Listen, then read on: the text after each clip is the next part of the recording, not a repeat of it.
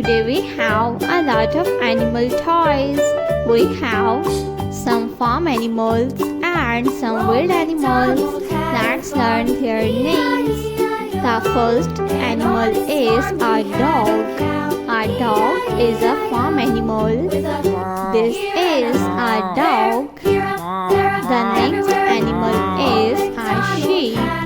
This is a sheep. A sheep is a farm animal. This is a sheep. A sheep. The next one is lion. This is lion. Lion is a wild animal. A lion is the king of forest. This is a lion. The next animal is a camel. A camel is a farm animal. This is a camel.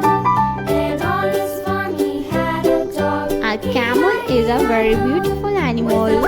The next animal is leopard. This is leopard. A leopard is a wild animal. This is a leopard. The next animal is a panda. This is a panda. A panda is a wild animal. This is a panda. A panda.